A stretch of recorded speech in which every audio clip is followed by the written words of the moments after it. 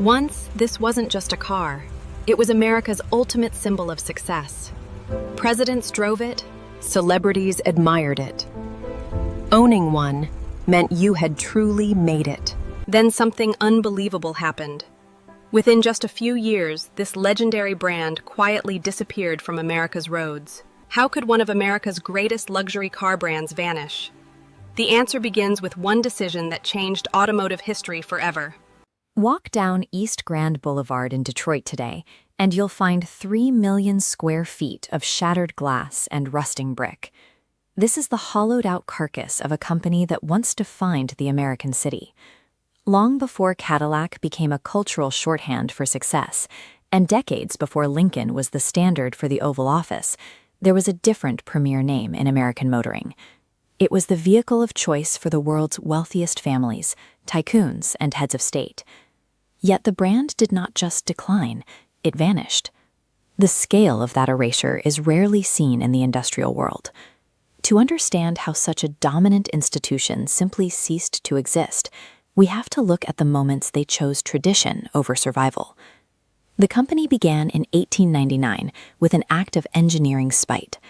When James Ward Packard bought a Winton car and found it unreliable, he decided he could build a superior machine himself. His focus was on mechanical durability, regardless of the assembly time. By the 1920s, that focus had made them the most exclusive nameplate in the country. Their showrooms were designed to resemble grand estates, presenting cars that were engineered to be the most refined in the domestic market. The high price tags were a direct result of their manufacturing process. They utilized smooth inline-8 and V12 engines, machined with tolerances far tighter than the industry standard. This attracted a customer base with unlimited budgets. Millionaires would frequently purchase a bare chassis and commission bespoke bodies from elite coach builders, resulting in vehicles tailored to the individual owner. For decades, the factory in Detroit operated less like a mass production plant and more like a massive high-end workshop. They were not just making transportation, they were dominating the top tier of the market through sheer engineering quality. That focus shifted in 1942. Like all American automakers, the company halted civilian sales to support the national defense effort. They were tasked with one of the war's most difficult manufacturing challenges, mass-producing the Rolls-Royce Merlin aircraft engine. They successfully translated delicate British aviation engineering into a high-volume Detroit production line. By the end of the conflict, they had produced over 55,000 of these complex engines. The company emerged with massive cash reserves and a reputation for being an industrial operation at its highest point of output. On paper, the company had never been stronger. But the post-war world was moving away from the quiet, handmade elegance they specialized in. The market they returned to was about to move faster than they could follow. The post-war American buyer wanted something different. Suddenly, prestige was tied to tail fins, heavy chrome, and the convenience of mass-produced, flashy styling. Competitors like Cadillac and Lincoln leaned into this trend. They adopted high-volume manufacturing techniques that lowered the cost per vehicle while delivering the bold, modern look the suburbs demanded. This created a crisis in Detroit. The company's leadership was torn between their heritage of slow, handcrafted luxury and the cold reality that they now needed to move thousands of units just to break even. This chart shows the result of that hesitation. While their rivals saw sales climb into the hundreds of thousands, this brand's market share entered a steep decline. Their high production costs meant that every unsold car was a massive financial blow.